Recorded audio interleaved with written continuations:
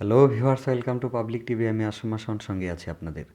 আমাদের আজকে আলোচ্য প্রসঙ্গ হচ্ছে সম্প্রতি এনটিআরসি এর নিয়োগের সুপারিশকৃত যে প্রার্থীগণ বিভিন্ন শিক্ষা প্রতিষ্ঠানে কেউ কেউ স্কুল, কলেজ এবং মাদ্রাসায় সিলেক্টেড হয়েছেন, তাদের আজকে নিয়োগের কথা ছিল।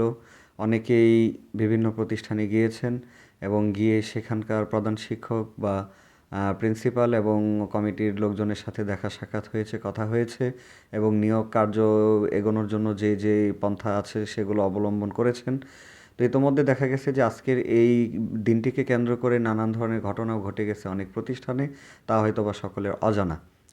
তো এই অজানা বিষয়টি আজকে জানার উদ্দেশ্যেই আজকের এই ভিডিওটি আমাদের তৈরি।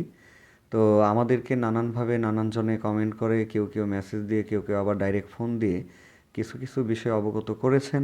সেগুলো হচ্ছে যে আমি বলতে চাই এমন উদাহরণ আমি দিব, কিন্তু আমি নাম প্রকাশে অনিচ্ছুক। আমি নাম বলবো না, কারণ আমাকে নিষেধ করা হয়েছে। উনি ভয় পাচ্ছেন এখনও, নাম, শিক্ষা প্রতিষ্ঠানের নাম, ওনার নিজের নাম, ওনার অ্যাড্রেস, এগুলো আমি একটু হাইড করে কথাগুলো বলবো।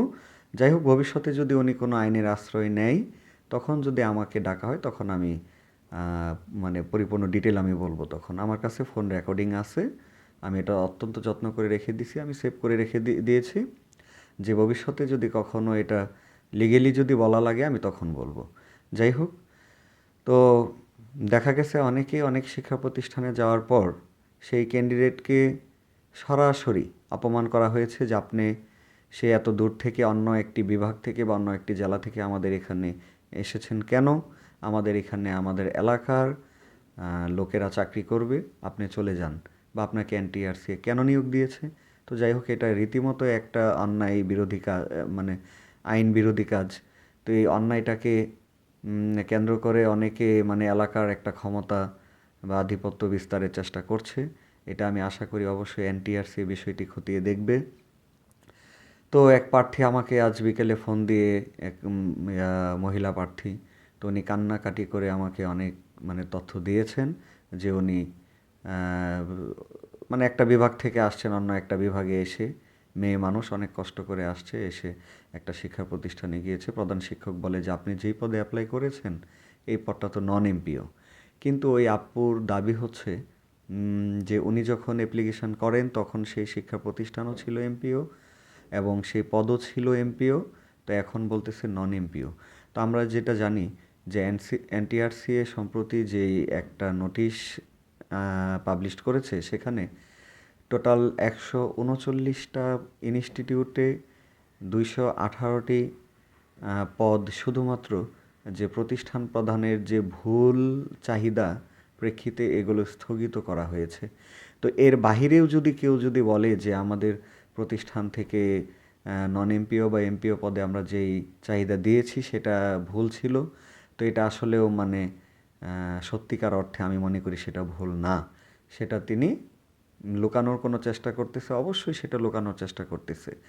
আর সবচেয়ে বড় কথা হচ্ছে যে একটা মেয়ে মানুষ আসছে এত দূর থেকে, বা মেয়ের কেন, ছেলেই হোক, আসছে এত দূর থেকে, অন্তত চাকরি হোক আর না হোক, জয়েন করুক আর না করুক, একটা যে সৌজন্যবোধ, একটা যে মানসিকতা, সেটার পরিচয় একটা টিচারকে অবশ্যই দিতে হবে।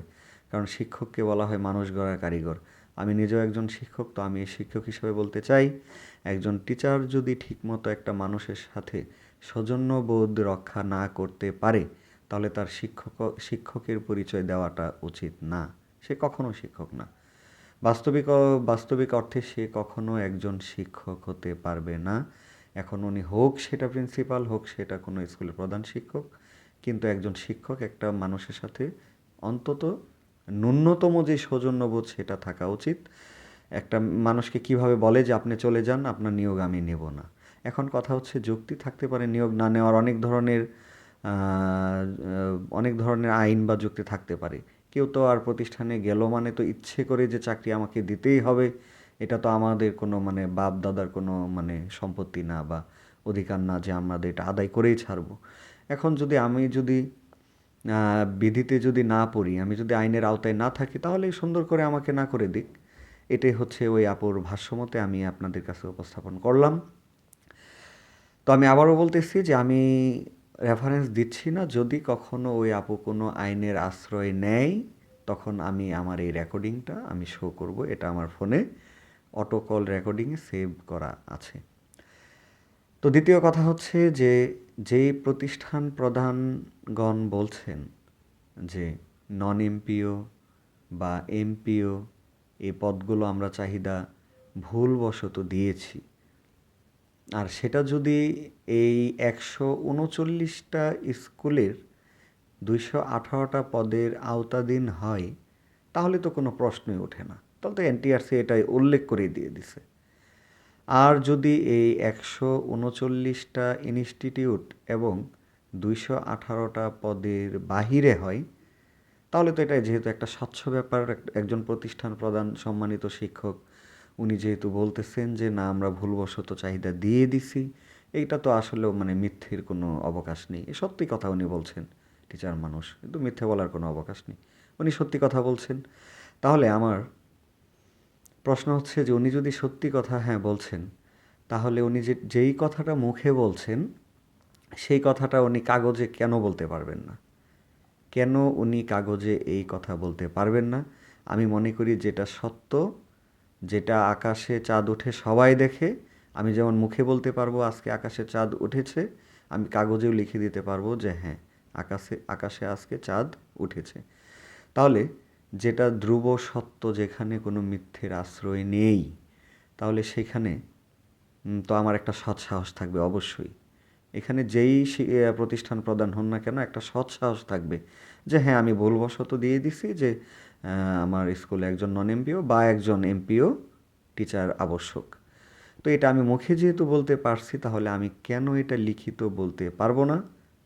অনেকেই চাচ্ছেন এরকম, বা আমার কাছে যে আপুটা মানে খুব বড় আকারে যেই বিষয়টা শেয়ার করে, ওনার সমস্যা শেয়ার করেছেন, উনি এরকম চেয়েছেন শিক্ষা প্রতিষ্ঠানের প্রধানের কাছে যে আচ্ছা ঠিক আছে আমি মেনে নিলাম আপনার সেই চাহিদাটা ছিল ভুল, তাহলে আমাকে একটা কাগজের মধ্যে লিখে দেন যে আমি ভুলবশত এনটিআরসি এর কাছে চাহিদা দিয়েছিলাম, যার ফলে আজকে এই পদে সুপারিশ প্রেরণ করা হলো।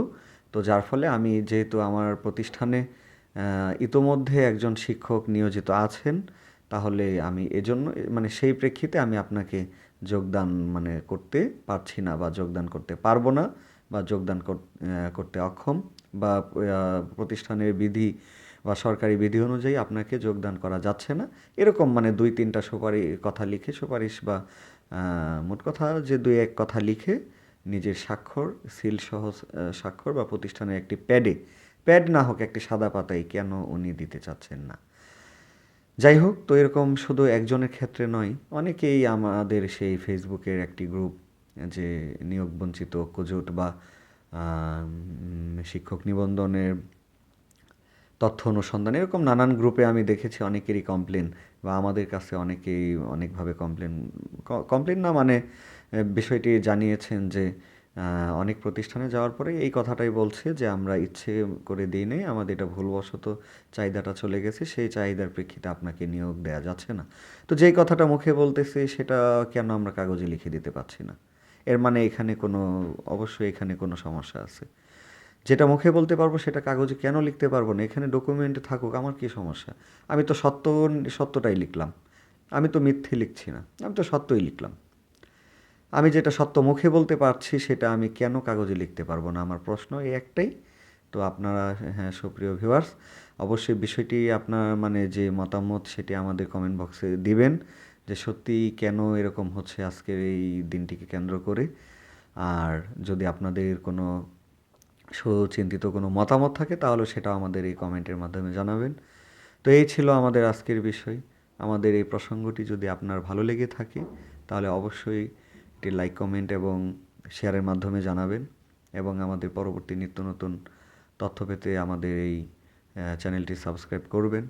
এবং সকলকে ধন্যবাদ আমাদের পাশে থাকার জন্যে। আপনাদের চাকরিতে আপনারা জয়েন করেন এবং নতুন এক জায়গায় পরিবেশে নিজেকে খাপ খাইয়ে সুন্দরভাবে মানে জীবন অতিবাহিত করেন, এই আমাদের কাম্য। আর যাদের চাকরি এখনও মানে নিশ্চিত হয় নাই, তাদের জন্য দোয়া এবং শুভকামনা, আগামীতে আপনাদেরও চাকরি হয়ে যাবে। এই বলে এখানেই শেষ করছি। ধন্যবাদ সকলকে আমাদের সাথে থাকার জন্যে। আসসালামু আলাইকুম।